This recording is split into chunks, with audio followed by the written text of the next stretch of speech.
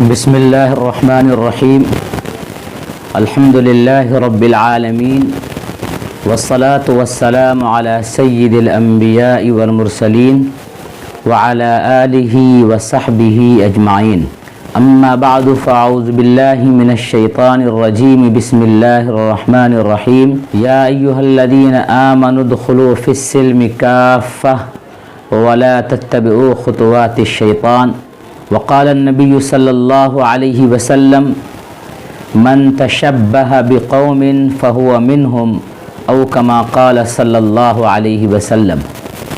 حمد و ثنا رب ذوالجلال کے لیے اور درود و سلام آمنہ کے لال کے لیے۔ ہر قوم میں خوشی منانے کا ایک طریقہ ہوتا ہے، عید کا ایک دن ہوتا ہے، خوشی کا ایک دن ہوتا ہے۔ خوشی کے دن میں خوشی کیسے منائی جائے، اس سلسلے میں اگر مختلف تہذیبوں میں اور مختلف مذہبوں میں غور کریں تو آپ کو اندازہ ہوگا کہ عیسائیوں کی خوشی منانے کا طریقہ کچھ اور ہے، ہندو بھائیوں کے ہاں خوشی منانے کا طریقہ کچھ اور ہے، اور اسلام نے ہمیں خوشی منانے کا طریقہ کچھ اور بتایا ہے۔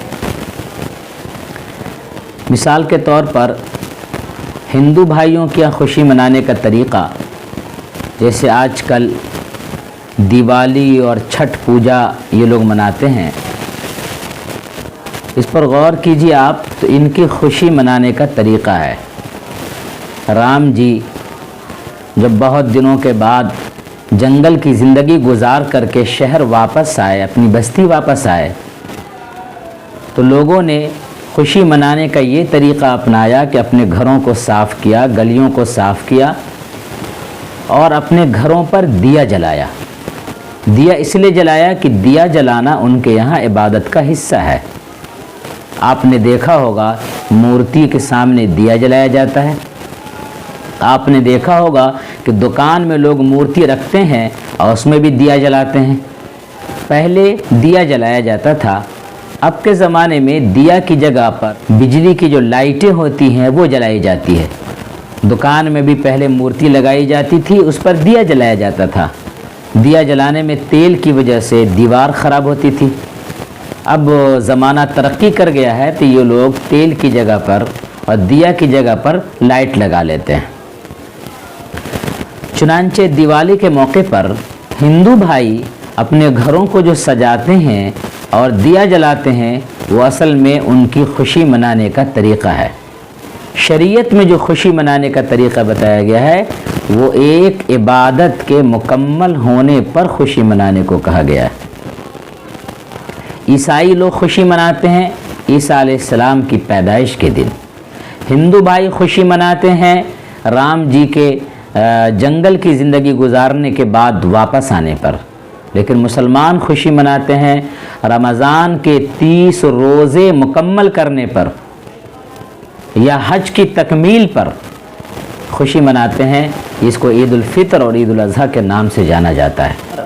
ہندو بھائی جب خوشی مناتے ہیں تو وہ دیا جلاتے ہیں، پٹاخے پھوڑتے ہیں، لیکن یہاں پر غور کرنے کی بات ہے، اسلام میں جو خوشی منانے کا طریقہ بتایا گیا ہے اس میں یہ کہا گیا ہے کہ اگر آپ کو خوشی منانا ہے تو خوشی منانے کا طریقہ یہ ہے کہ 2 رکعت نماز پڑھ کر کے اللہ کے سامنے اپنا سر جھکائیے۔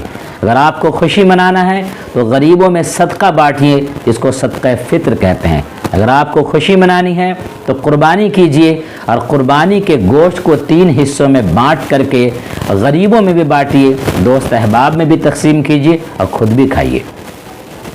گویا کہ ہمارے یہاں خوشی منانے کا طریقہ عبادت ہے، ہمارے یہاں خوشی منانے کا طریقہ قربانی ہے، ہمارے یہاں خوشی منانے کا طریقہ صدقہ فطر دینا ہے، غریبوں کی مدد کرنا ہے۔ لہٰذا آج جب شادی بیاہ کے موقع پر آپ کو خوشی ہوتی ہے تو اس خوشی کے موقع پر آپ کون سا طریقہ اپناتے ہیں یہ بھی غور کرنے کی بات ہے۔ آپ کے پاس 2 آپشن ہیں، ایک اسلام کا طریقہ یہ ہے کہ خوشی کے موقع پر سجدہ کیا جائے، اسلام کا طریقہ یہ ہے کہ خوشی کے موقع پر صدقہ کیا جائے، اسلام کا طریقہ یہ ہے کہ خوشی کے موقع پر غریبوں کی مدد کی جائے، اور ہمارے برادران وطن کا طریقہ یہ ہے کہ لائٹیں سجائی جائے۔ اب اگر آپ شادی کے موقع پر صدقہ اور خیرات کرنے کے بجائے آپ دیا جلاتے ہیں، باضابطہ گھروں کو لائٹوں سے سجاتے ہیں اور نمازوں کو باضابطہ چھوڑتے ہیں، تو آپ غور کیجئے کہ کس کے طریقے پر آپ خوشی منا رہے ہیں۔ ہندوستان میں اس وقت تہذیب کا تصادم چل رہا ہے۔ برادران وطن چاہتے ہیں کہ ہر چیز میں وہ اپنی تہذیب کو داخل کر دیں، وہ اسلامی تہذیب کو مٹا دینا چاہتے ہیں۔ اسی لیے جگہ جگہ یہ نعرے لگاتے ہیں کہ ہندوستان کو ایک الگ رنگ میں رنگ دینا ہے۔ ایسے وقت میں مسلمانوں کی ذمہ داری بڑھ جاتی ہے کہ وہ اپنی تہذیب کو مضبوطی سے پکڑے اور ذرہ برابر بھی اپنی تہذیب سے، اپنے تمدن سے، اپنے شرعی رہن سہن سے ایک لمحہ بھی اور ذرہ برابر بھی پیچھے ہٹنے کو تیار نہیں ہونا چاہیے۔ اس وقت اگر آپ یہ سوچتے ہیں کہ ہم خیر سگالی میں اس کے ساتھ آگے بڑھیں، ان کو مبارکباد دیں، ان کے ساتھ شریک ہوں، تو یاد رکھیے آپ کی طرف سے خیر سگالی ہوگی، لیکن ان کی طرف سے جو تہذیبی غلبے کا وہ خواب دیکھ رہے ہیں ان کو وہ خوشی ہوگی۔ لہذا اس وقت جہاں تک ممکن ہو اس سے انسان کو بچنے کی کوشش کرنا چاہیے۔ کفر کی چیز کو ہلکا سمجھنا آئندہ ہمارے بچوں کے ایمان کو چھین لے گا۔ کفر کی چیزوں کو ہلکا سمجھتے سمجھتے ہم لوگوں نے بہت سارا کام ایسا کرنا شروع کر دیا ہے جو اسلامی تہذیب سے متصادم ہے، اسلامی تہذیب سے ٹکراتی ہیں وہ چیزیں، اسلامی تہذیب کے خلاف ہے وہ چیزیں، وہ سارے کام ہم بڑی تیزی سے کرنے لگے ہیں۔ لہٰذا اس وقت ملک جس دھرے پر جا رہا ہے، اب ملک کو جس رخ پر لے جانے کی کوشش کی جا رہی ہے، ایسے وقت میں مسلمانوں کی ذمہ داری بنتی ہے کہ اپنے مذہب کو بھی مضبوطی سے پکڑیں اور اپنی تہذیب کو بھی مضبوطی سے پکڑے رہیں۔ یہ دیوالی کا موقع ہے، چھٹ پوجا ہونے والی ہے ان لوگوں کی، ایسے موقع پر مسلمان حضرات بھی ان کی عید، ان کے تہوار کو دیکھنے کے لیے بڑی تعداد میں جاتے ہیں۔ اس میں کئی نقصانات ہیں۔ پہلی بات تو یہ ہے کہ یہ لوگ سورج کی پوجا کرتے ہیں۔ وہ سورج جب سورج نکلتا ہے، سورج کے نکلتے وقت اس سورج کی پوجا کرتے ہیں۔ ہمارے اسلام نے کہا ہے جس وقت سورج نکل رہا ہو اس وقت آپ نماز بھی نہیں پڑھ سکتے ہیں۔ جس وقت سورج بالکل آپ کے سر پر برابر ہو، جس کو زوال کا وقت کہتے ہیں، اس وقت بھی آپ نماز نہیں پڑھ سکتے ہیں۔ جس وقت سورج غروب ہو رہا ہو، ڈوب رہا ہو، اس وقت بھی آپ نماز نہیں پڑھ سکتے ہیں۔ اب غور کیجئے، ہم جس ملک میں رہ رہے ہیں سورج ہمارے مشرق کی طرف سے طلوع ہوتا ہے، اور ہم لوگ اگر نماز پڑھیں صبح کے وقت میں بھی تو مغرب کی طرف یعنی پچھم رخ کر کے نماز پڑھتے ہیں۔ بظاہر جس طرف رخ کر کے ہم سجدہ کرتے ہیں سورج ہمارے پیچھے پڑتا ہے، اس کے باوجود سورج ہماری پیٹھ کے پیچھے ہے اور ہم سجدہ کر رہے ہیں پچھم طرف، اس کے باوجود اسلام نے اس وقت نماز پڑھنے کو درست قرار نہیں دیا ہے۔ اس لیے کہ آپ بھلے اچھی نیت سے پڑھ رہے ہو نماز، لیکن سمجھنے والا سمجھ سکتا ہے کہ جو سورج نکلنے کا وقت ہے گویا سورج کی پرستش کے لیے، سورج کی تعظیم میں یہ عبادت کر رہا ہے، اس لیے اسلام نے اس کو سختی سے منع کیا۔ سورج نکلتے وقت اگر کوئی نماز پڑھتا ہے اس کی نماز نہیں ہوگی اور اس وقت میں نماز پڑھنا حرام ہے۔ اس سورج کی پوجا کرتے ہوئے جب ہمارے برادران وطن اس سورج کی پوجا کے لیے ندی میں اور پانی میں کھڑے ہوں اور سورج کو نمسکار کر رہے ہوں، اس وقت مسلمان اس منظر کو اگر دیکھنے کے لیے جاتا ہے تو کتنا دلدوز منظر ہوگا، جس کو اسلام نے سخت ناپسند کیا ہے۔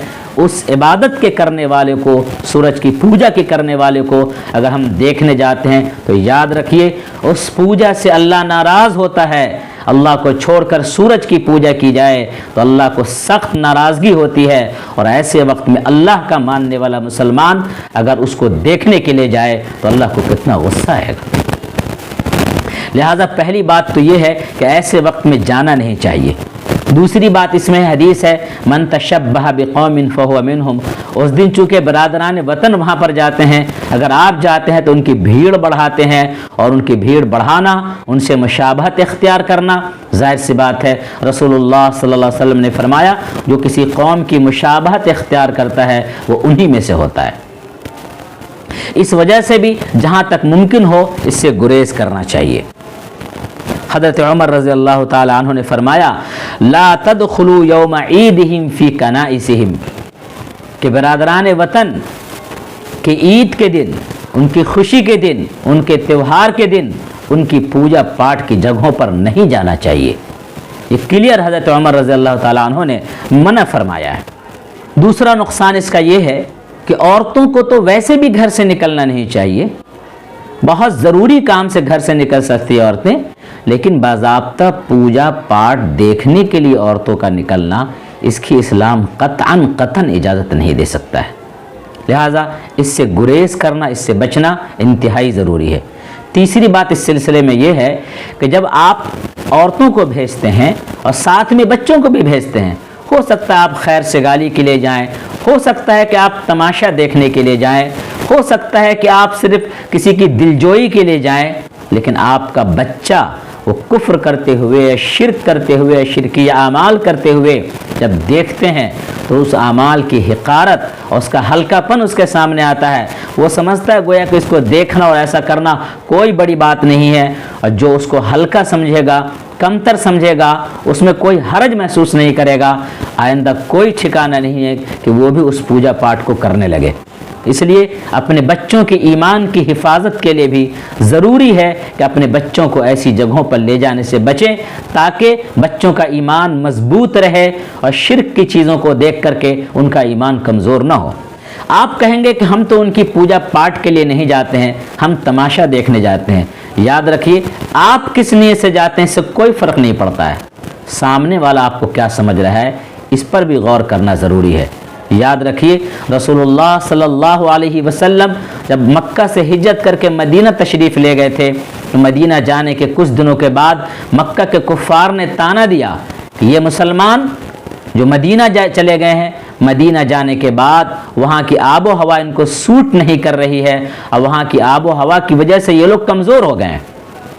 ظاہر سی بات ہے، مسلمان اس بات کو اچھی طرح سمجھ رہے تھے کہ ہم کمزور نہیں ہیں، اس کے باوجود رسول اللہ صلی اللہ علیہ وسلم نے حکم دیا صحابہ کرام کو کہ جاؤ اور کعبہ کا طواف کرو، تو اپنا ایک مونڈھا کھول لو، اپنا ایک بازو کھول لو اور سینہ تان کر کے تیزی سے ایڑی اٹھا کر کے چلو، تاکہ دشمن کو سمجھ میں آ جائے کہ مسلمان کمزور نہیں بلکہ مسلمان طاقتور ہے۔ سامنے والا کیا سمجھ رہا ہے اس پر بھی غور کرنا ضروری ہے۔ آج آپ اگر پوجا پاٹ دیکھنے جا رہے ہیں صرف تماشا دیکھنے کے لیے، لیکن ان کو لگے گا کہ ہماری پوجا پاٹ ان کو اچھی لگ رہی ہے، اور اس کی وجہ سے اسلامی تہذیب کا نقصان ہوگا، اسلامی تمدن کا نقصان ہوگا، اور وہ اپنی پوجا پاٹ پر خوش ہوں گے۔ ان کو اس بات کی خوشی ہوگی کہ ہم تو پوجا کر ہی رہے ہیں، مسلمان بھی اس کو دیکھتے ہیں۔ لہذا جہاں تک ممکن ہو اس سے بچنے کی کوشش کرنا چاہیے۔ اس موقع پر جو لوگ نیتا حضرات ہیں، مکھیا جی ہیں، وارڈ پارشد ہیں اور M L A M P ہیں، ان لوگوں کی ایک مجبوری ہے کہ چونکہ وہ ایم پی صرف مسلمانوں کے نہیں ہیں، وہ مکھیا صرف مسلمانوں کے نہیں ہیں بلکہ اپنی پنچایت کے ہر مذہب کے لوگوں کے مکھیا ہیں وہ، لہٰذا ان کے لیے ایک مجبوری ہے کہ وہ ان کے مسلمانوں کے تہوار کے موقع پر بھی مبارکباد دیں اور برادران وطن کے تہوار کے موقع پر بھی مبارکباد دیں۔ ان کی ایک مجبوری ہے، لیکن اس مجبوری میں 2-3 باتوں کا خیال رکھنا چاہیے۔ نمبر 1، ان کی پوجا کو اچھا نہ کہے، بلکہ صرف یہ کہہ دے کہ آپ کے تہوار پر ہم مبارکباد پیش کرتے ہیں، ایک بات یہ۔ دوسری بات یہ ہے کہ مبارکبادی کے پوسٹر میں مورتی کی تصویر نہ بنائیں۔ کیا ضرورت ہے کہ آپ مبارکباد دیں تو مورتی کی تصویر بھی اس میں لگائیں؟ یہ کوئی ضروری نہیں ہے، لہذا مورتی کی تصویر کے بغیر بھی آپ مبارکباد دے سکتے ہیں۔ تیسری بات یہ ہے کہ آپ کی مبارکباد دینے میں اگر آپ اپنی تصویر لگاتے ہیں لیکن اس میں دونوں ہاتھ جوڑ کر کے جو آپ ان کو مبارکباد دیتے ہیں، یہ بھی مسلمانوں کی تہذیب سے ہٹی ہوئی چیز ہے۔ یہ ہندو بھائیوں کی تہذیب ہے دونوں ہاتھ کو جوڑ کر کے ان کو مبارکباد دینا۔ آپ اپنا ہاتھ نارمل رکھیے، آپ اپنا ہاتھ باندھ لیجئے یا کوئی اور طریقہ آپ رکھیے، لیکن ہندو بھائیوں کی طرح باضابطہ دونوں ہاتھ جوڑ کر کے جو مبارکباد دی جاتی ہے یا پوجا پاٹ کی جاتی ہے، اس انداز میں آپ کو مبارکباد نہیں دینا چاہیے۔ ایک آخری بات اسی سے جڑی ہوئی یہ ہے کہ آپ غور کیجئے کہ خوشی جو منائی جا رہی ہے دیوالی، اس کے 6 دن بعد یہ چھٹ پوجا کرتے ہیں۔ اس سے ہم کو ایک نقطہ ملتا ہے کہ ہمارے بچے کی پیدائش کے بعد جو چھٹی مناتے ہیں، یہ چھٹی مسلمانوں کی چیز نہیں ہے، یہ چھٹی ہندو بھائیوں کی چیز ہے۔ لہذا مسلمان اپنے بچے کی پیدائش پر چھٹی یا چھٹی نہ منائے، بلکہ مسلمانوں کو چاہیے کہ اپنے بچے کی پیدائش پر ساتویں منائیں۔ ساتویں دن عقیقہ کے لیے کہا گیا ہے، بال صاف کروا کر کے اس کے برابر چاندی صدقہ کرنے کے لیے کہا گیا ہے۔ یہ سب کام کر سکتے ہیں، لیکن چھٹی منانا یہ کسی مسلمان کا طریقہ نہیں ہو سکتا ہے۔ اسی سے جڑی ہوئی یہ بات یہ ہے، جیسے میں نے پہلے بھی عرض کیا کہ خوشی کے موقع پر دیوالی کی طرح لائٹیں سجانا یہ ہندو بھائیوں کی خوشی منانے کا طریقہ ہے، اور چھٹ پوجا میں پٹاخہ پھوڑنا یہ بھی ہندو بھائیوں کا طریقہ ہے۔ لہذا آپ کی شادی میں دیوالی کی طرح گھروں پر لائٹیں سجانا یہ کسی طرح ایک مسلمان کو زیب نہیں دیتا ہے، اور بارات آتے اور جاتے ہوئے چھٹ پوجا کی طرح پٹاخہ پھوڑنا یہ بھی کسی مسلمان کو زیبا نہیں دیتا ہے۔ ہندوستان جس دھارے پر جا رہا ہے، ہندوستان جس رخ پر جا رہا ہے، ایسے وقت میں مسلمان کو ہوش کے ناخن لینے ہوں گے، سمجھداری سے کام لینا ہوگا، اپنی تہذیب کی حفاظت کرنی ہوگی، اپنی نوجوان نسل کے ایمان کو محفوظ کرنا ہوگا، اپنے بچوں کے مستقبل کو محفوظ کرنا ہوگا، اپنی تہذیب کی مکمل حفاظت کرنی ہوگی، ورنہ یکساں سول کوڈ کے نام پر اور ہندو راشٹر کے نام پر اور طرح طرح کے نعروں کے ذریعے ایک تہذیب میں پورے ہندوستان کے لوگوں کو جو رنگنے کی کوشش کی جا رہی ہے، اس میں مسلمان اگر مضبوطی سے اپنی تہذیب پر قائم نہیں رہے، اس ملک کے مسلمانوں کا مستقبل بہت خطرے میں پڑ جائے گا۔ اس لیے تمام بھائیوں سے اور بہنوں سے مؤدبانہ گزارش ہے کہ ایسے موقع پر چھٹ پوجا دیکھنے کے لیے نہیں جائیے، اپنے بھائیوں سے ہمدردی رکھیے، پیار رکھیے، محبت رکھیے، خیر سگالی کیجیے۔ اگر وہ بھائی ہمیں تحفہ دیتے ہیں، تحفہ قبول کر لیجیے۔ اگر پوجا پاٹ کا تحفہ نہ ہو تو اس کو کھا بھی سکتے ہیں آپ۔ اگر پوجا پاٹ کی چیز ہے تو اس کو نہ کھائیے، وہ ٹھیک ہے، لیکن اس کو قبول کر لیجئے تاکہ سامنے والے کا دل رہ جائے اور آپس کا محبت باقی رہے۔ ایسے موقع پر محبت بانٹنا چاہیے، لیکن اپنی اسلامی تہذیب کو نہیں چھوڑنا چاہیے۔ امید کی جاتی ہے کہ انشاءاللہ جو باتیں آپ کے سامنے عرض کی گئیں انشاءاللہ ہم اس پر عمل کریں گے اور اپنی نوجوان نسل کے ایمان کو محفوظ رکھنے کی کوشش کریں گے۔ وآخر دعوانا ان الحمدللہ رب العالمین۔